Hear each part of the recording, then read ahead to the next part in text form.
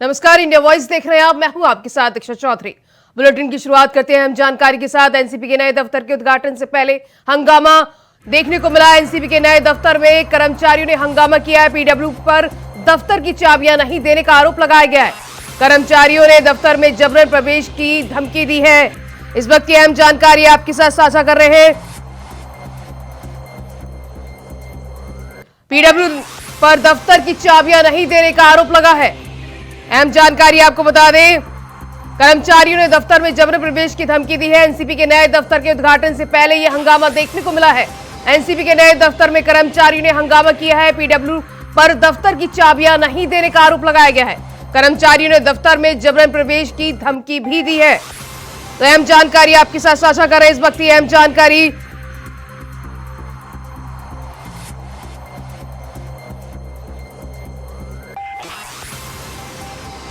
तो एनसीपी के नए दफ्तर के उद्घाटन से पहले हंगामा देखने को मिला है। एनसीपी के नए दफ्तर में कर्मचारियों का हंगामा देखने को मिल रहा है। पीडब्ल्यू पर दफ्तर की चाबियां नहीं देने का आरोप लगाया गया है। कर्मचारियों ने दफ्तर में जबरन प्रवेश की धमकी भी दी है। अहम जानकारी आपके साथ साझा करें इस वक्त की। महाराष्ट्र से बड़ी खबर सामने आ रही है। इस वक्त एनसीपी के नए दफ्तर में कर्मचारियों का हंगामा देखने को मिल रहा है। पीडब्ल्यू पर दफ्तर की चाबियां नहीं देने का आरोप लगाया गया है।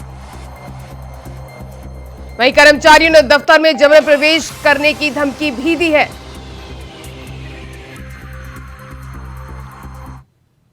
तो सीधे लिए चलते हैं आपको एससीओ समिट में, जहां पीएम मोदी संबोधित कर रहे हैं। के रूप में भारत ने हमारे बहुआयामी सहयोग को नई ऊंचाइयों तक ले जाने के लिए निरंतर प्रयास किए हैं। इन सभी प्रयासों को हमने दो मूलभूत सिद्धांतों पर आधारित किया है। पहला, वसुधैव कुटुंबकम, यानी पूरा विश्व एक परिवार है। यह सिद्धांत प्राचीन समय से हमारे सामाजिक आचरण का अभिन्न अंग रहा है और आधुनिक समय में भी हमारे लिए एक नई प्रेरणा और ऊर्जा का स्रोत है। और दूसरा, सिक्योर, यानी security, economic development, connectivity, unity, respect for sovereignty and and territorial integrity and environmental protection, यह हमारी अध्यक्षता का थीम और हमारे एससीओ के विजन का प्रतिबिंब है। भारत ने इस दृष्टिकोण के साथ एससीओ में सहयोग के 5 नए स्तंभ बनाए हैं। Startups and innovation, traditional medicine, youth empowerment, digital inclusion तथा shared Buddhist heritage excellencies. Bharat ने एससीओ की अपनी अध्यक्षता के अंतर्गत 140 से अधिक कार्यक्रमों और सम्मेलनों और बैठकों की मेजबानी की। हमने एससीओ के सभी ऑब्जर्वर्स और डायलॉग पार्टनर्स को 14 विभिन्न कार्यक्रमों में शामिल किया है। एससीओ की 14 मंत्री स्तर की बैठकों में हमने मिलकर कई महत्वपूर्ण दस्तावेज तैयार किए हैं। इनसे हम अपने सहयोग में नए और आधुनिक आयाम जोड़ रहे हैं, जैसे ऊर्जा क्षेत्र में इमर्जिंग फ्यूल्स पर सहयोग, ट्रांसपोर्ट के क्षेत्र में डीकार्बनाइजेशन और डिजिटल ट्रांसफॉर्मेशन में सहयोग, डिजिटल पब्लिक इंफ्रास्ट्रक्चर के क्षेत्र में सहयोग। भारत का प्रयास रहा है कि एससीओ में सहयोग केवल सरकारों तक सीमित न रहे। लोगों के बीच संपर्क और गहरा करने के लिए भारत की अध्यक्षता में नई पहलें ली गई हैं। पहली बार SCO millet food festival, film festival, SCO Surajkund craft Mela, think tank conference, international conference on shared Buddhist heritage का आयोजन किया गया।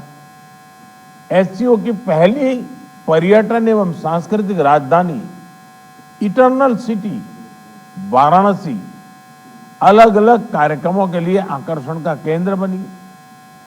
एससीओ देशों के युवाओं की ऊर्जा और प्रतिभा को सार्थक करने के लिए हमने young scientist conclave, young authors conclave, young resident scholars program, startup forum, youth council जैसे नए फोरम्स का आयोजन किया। एक्सेलेंसी, वर्तमान समय में वैश्विक स्थिति एक महत्वपूर्ण पड़ाव पर है। विवादों, तनावों और महामारी से घिरे विश्व में फूड, फ्यूल और फर्टिलाइजर क्राइसिस सभी देशों के लिए एक बड़ी चुनौती है। हमें मिलकर यह विचार करना चाहिए कि क्या हम एक संगठन के रूप में हमारे लोगों की अपेक्षाओं और आकांक्षाओं को पूरा करने में समर्थ है। क्या हम आधुनिक चुनौतियों का सामना करने में सक्षम हैं? क्या एससीओ एक ऐसा संगठन बन रहा है जो भविष्य के लिए पूरी तरह से तैयार हो? इस विषय में भारत एससीओ में सुधार और आधुनिकीकरण के प्रस्ताव का समर्थन करता है। एससीओ के अंतर्गत भाषा संबंधी बाधाओं को हटाने के लिए हमें भारत के AI based language platform Bhashini को सभी के साथ साझा करने में खुशी होगी। यह digital technology for inclusive growth का एक उदाहरण बन सकता है। यूएन सहित अन्य वैश्विक संस्थानों में भी सुधार के लिए एससीओ एक महत्वपूर्ण आवाज बन सकता है। मुझे खुशी है कि आज ईरान एससीओ परिवार में एक नए सदस्य के रूप में जुड़ने जा रहा है। इसके लिए मैं राष्ट्रपति राइसी और ईरान के लोगों को बहुत बहुत शुभकामनाएं देता हूं। साथ ही हम बेलारूस की एससीओ सदस्यता के लिए मेमोरेंडम ऑफ ऑब्लिगेशन पर हस्ताक्षर करने का स्वागत करते हैं। आज एससीओ से जुड़ने में अन्य देशों की रुचि इस ऑर्गेनाइजेशन के महत्व का प्रमाण है। इस प्रक्रिया में यह आवश्यक है कि एससीओ का मूल फोकस मध्य एशियाई देशों के हितों और आकांक्षाओं पर केंद्रित रहे। एक्सेलेंसी, आतंकवाद क्षेत्रीय एवं वैश्विक शांति के लिए प्रमुख खतरा बना हुआ है। हम चुनौती से निपटने के लिए निर्णायक कार्रवाई आवश्यक है। आतंकवाद चाहे किसी भी रूप में हो, किसी भी अभिव्यक्ति में हो, हमें इसके विरुद्ध मिलकर लड़ाई करनी होगी। कुछ देश क्रॉस बॉर्डर टेररिज्म को अपनी नीतियों के इंस्ट्रूमेंट के रूप में इस्तेमाल करते हैं, आतंकवादियों को पनाह देते हैं। एससीओ को ऐसे देशों की आलोचना में कोई संकोच नहीं करना चाहिए। ऐसे गंभीर विषय पर दोहरे मापदंड के लिए कोई स्थान नहीं होना चाहिए। टेरर फाइनेंसिंग से निपटने के लिए हमें भी आपसी सहयोग बढ़ाना चाहिए। इसमें एससीओ के रेड्स मैकेनिज्म की महत्वपूर्ण भूमिका रही है। हमारे देशों के युवाओं के बीच रेडिकलाइजेशन के फैलावे को रोकने के लिए भी हमें और सक्रिय रूप से कदम उठाने चाहिए। रेडिकलाइजेशन के विषय में आज जारी की जा रही ज्वाइंट स्टेटमेंट हमारी साझा प्रतिबद्धता का प्रतीक है। एक्सेलेंसी, अफगानिस्तान की स्थिति का हम सभी की सुरक्षा पर सीधा प्रभाव पड़ा है। अफगानिस्तान को लेकर भारत की चिंताएं और अपेक्षाएं एससीओ के अधिकांश देशों के समान है। हमें अफगानिस्तान के लोगों के कल्याण के लिए मिलकर प्रयास करने होंगे। अफगान नागरिकों को मानवीय सहायता, एक समावेशी सरकार का गठन, आतंकवाद और ड्रग तस्करी के विरुद्ध लड़ाई तथा महिलाओं, बच्चों और अल्पसंख्यकों के अधिकारों को सुनिश्चित करना हमारी साझा प्राथमिकताएं हैं। भारत और अफगानिस्तान के लोगों के बीच सदियों पुराने मैत्रीपूर्ण संबंध रहे हैं। पिछले 2 दशकों में हमने अफगानिस्तान के आर्थिक और सामाजिक विकास के लिए योगदान दिया है। 2021 के घटनाक्रम के बाद भी हम मानवीय सहायता भेजते रहे हैं। यह आवश्यक है कि अफगानिस्तान की भूमि पड़ोसी देशों में अस्थिरता फैलाने या एक्सट्रीमिस्ट विचारधाराओं को प्रोत्साहित करने के लिए उपयोग न की जाए। एक्सेलेंसी, किसी भी क्षेत्र की प्रगति के लिए मजबूत कनेक्टिविटी का होना बहुत ही आवश्यक है। बेहतर कनेक्टिविटी आपसी व्यापार ही नहीं, आपसी विश्वास भी बढ़ाती है। किंतु इन प्रयासों में एससीओ चार्टर के मूल सिद्धांतों, विशेष रूप से सदस्य देशों की संप्रभुता और क्षेत्रीय अखंडता का सम्मान करना बहुत ही आवश्यक है।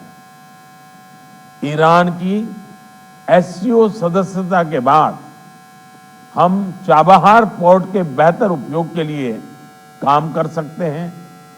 मध्य एशिया के लैंडलॉक्ड देशों के लिए international north south transport corridor Indian ocean तक पहुंचने का एक सुरक्षित और सुगम रास्ता बन सकता है। हमें इसका पूरा पोटेंशियल रियलाइज करना चाहिए। एक्सेलेंसी, एससीओ विश्व के 40% लोगों और वैश्विक अर्थव्यवस्था के लगभग 1/3 का प्रतिनिधित्व करता है और इस कारण यह हमारी साझा जिम्मेदारी है कि हम एक दूसरे की जरूरतों और संवेदनशीलताओं को समझें, बेहतर सहयोग तथा समन्वय के माध्यम से सभी चुनौतियों का समाधान करें और हमारे लोगों के कल्याण के लिए निरंतर प्रयास करें। भारत की अध्यक्षता को सफल बनाने में आप सबसे हमें निरंतर सहयोग मिला, इसके लिए मैं आप सभी का बहुत बहुत धन्यवाद देता हूं। मैं एससीओ के अगले अध्यक्ष कजाकिस्तान के राष्ट्रपति और मेरे मित्र प्रेसिडेंट तोकायेव को पूरे भारत की ओर से बहुत बहुत शुभकामनाएं देता हूं।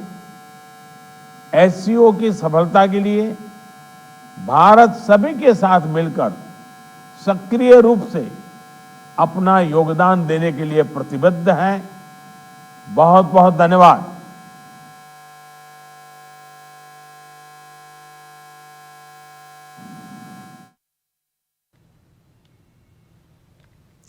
तो प्रधानमंत्री नरेंद्र मोदी ने शंघाई सहयोग संगठन के वर्चुअली शिखर सम्मेलन में मेजबानी करी। इस दौरान पीएम मोदी ने दुनिया भर के तमाम बड़े नेताओं के सामने आतंकवाद को लेकर पाकिस्तान के चेहरे को बेनकाब कर दिया। इस दौरान पीएम मोदी ने कहा कि आतंकवाद किसी भी रूप में हो, हमें उसके खिलाफ मिलकर लड़ाई लड़नी होगी। आपको बता दें, इस बैठक में रूस के राष्ट्रपति और चीन के राष्ट्रपति भी मौजूद थे। रहे। इसके साथ ही इस बैठक में पाकिस्तान के पीएम भी मौजूद रहे और इस दौरान प्रधानमंत्री मोदी ने आतंकवाद को लेकर बड़ा निशाना साधा। उन्होंने कहा कि आतंकवाद किसी भी रूप में हो, हमें इसको लेकर एक साथ लड़ाई लड़नी होगी।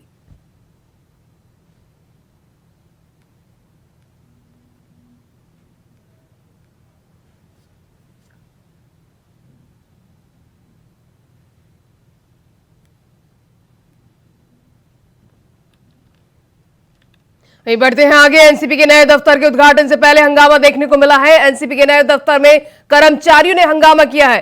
पीडब्ल्यू पर दफ्तर की चाबियां नहीं देने का आरोप लगाया गया है। कर्मचारियों ने दफ्तर में जबरन प्रवेश की धमकी भी दी है। तो अहम जानकारी आपके साथ साझा करें। महाराष्ट्र से अहम जानकारी निकल के सामने आ रही है। एनसीपी के नए दफ्तर में कर्मचारियों ने हंगामा किया है। तो एनसीपी के नए दफ्तर में हंगामा देखने को मिला है। पीडब्ल्यूडी पर दफ्तर की चाबियां नहीं देने का आरोप लगाया गया है। इसके साथ ही महाराष्ट्र की सियासत से एक बड़ी खबर सामने आ रही है। उद्धव गुट फिर पहुंचा सुप्रीम कोर्ट। उद्धव गुट के विधायक सुनील प्रभु की सुप्रीम कोर्ट में अर्जी दाखिल की है। बागी एमएलए अयोग्यता मामले पर जल्द फैसला लेने की मांग की गई है। महाराष्ट्र विधानसभा अध्यक्ष को निर्देश की मांग की गई है। तो अहम जानकारी आपके साथ साझा कर रहे हैं। सुप्रीम कोर्ट में महाराष्ट्र विधानसभा के अध्यक्ष को लेकर यह मांग की गई है। उद्धव गुट के विधायक सुनील प्रभु की सुप्रीम कोर्ट में अर्जी दाखिल की है। इस दौरान उन्होंने महाराष्ट्र विधानसभा अध्यक्ष को निर्देश देने की मांग की। इसके साथ ही बागी एमएलए अयोग्यता मामले में जल्द फैसला लेने की भी मांग की गई है। तो उद्धव गुट के विधायक सुनील प्रभु की सुप्रीम कोर्ट में अर्जी दी है। उन्होंने बागी एमएलए अयोग्यता मामले में जल्द फैसला लेने की मांग की है। तो अहम जानकारी आपको बता दें, इस वक्त अहम जानकारी निकल के सामने आ रही है। महाराष्ट्र की सियासत से बड़ी खबर निकल के सामने आ रही है। बागी एमएलए अयोग्यता मामले पर जल्द फैसला लेने की मांग की गई है।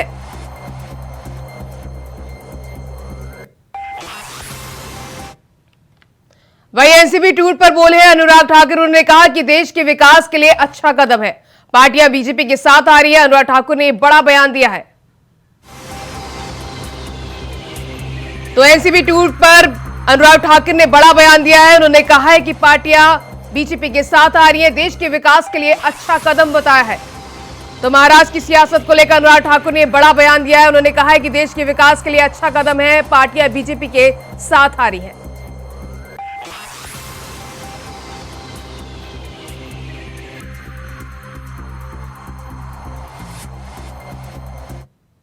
देश के विकास के लिए बहुत सारे राजनीतिक दल एनडीए का हिस्सा बनना चाहते हैं और एनसीपी ने उसकी शुरुआत की।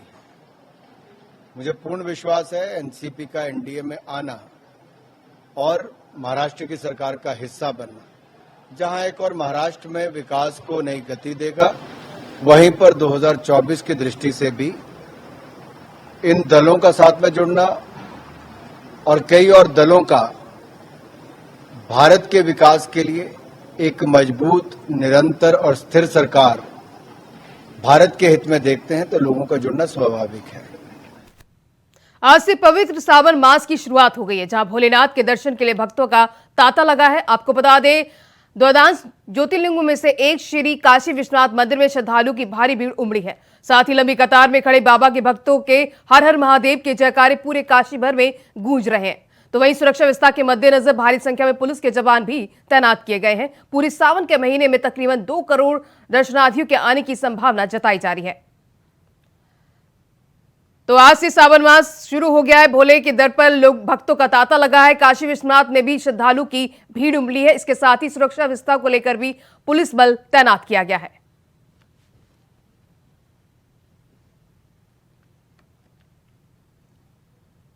उधर उत्तर प्रदेश के झांसी में दर्दनाक घटना सामने आई है, जहां इलेक्ट्रॉनिक शोरूम में भीषण आग लग गई। देखते ही देखते आग इतनी बढ़ गई कि वह फैलती हुई आग ने बगल की दुकान के अलावा ऊपर की मंजिल पर बने यूनाइटेड इंश्योरेंस के ऑफिस को भी अपनी चपेट में ले लिया। हादसे की जानकारी मिलते ही मौके पर दमकल और पुलिस की टीम में पहुंचकर दोनों शोरूम में 7 लोगों को झुलसे हालत में बाहर निकाला, जिसमें इलाज के दौरान एक महिला की दर्दनाक मौत हो गई। वहीं देर रात 1 बजे आग बुझाने का काम बंद होने के बाद 2 बिल्डिंगों में 3 डेड बॉडी को रेस्क्यू कर बाहर निकाला गया। अब तक इस अग्निकांड में 4 लोग की मौत हो गई है। बता दें, इस आग को बुझाने में यूपी और एमपी के अलग अलग जिलों की दमकल की करीब 50 गाड़ियां लगी हुई हैं। आग कंट्रोल नहीं हुई तो प्रशासन ने सेना को बुलाया है। डीएम रविंद्र कुमार ने हादसे की मजिस्ट्रेट जांच के आदेश दिए हैं। तो झांसी में इलेक्ट्रॉनिक शोरूम में भीषण आग लगी है। इस आग में महिला समेत 4 लोग की दर्दनाक मौत हो गई है। सेना ने 10 घंटे में आग बुझाने पर काबू पाया है।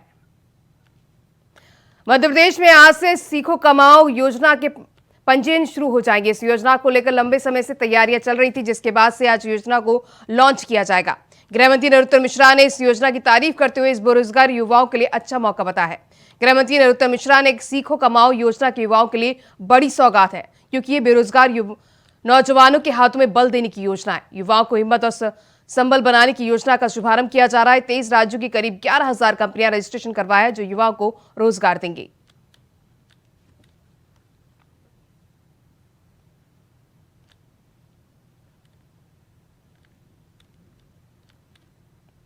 उधर गुरुग्राम में सावन के पहले दिन शिव मंदिरों में श्रद्धालु की भीड़ देखने को मिली, जहां श्रद्धालु शिवलिंग पर जलाभिषेक करने पहुंचे। बता दें कि सावन में शिवलिंग पर जलाभिषेक करने का विशेष महत्व होता है।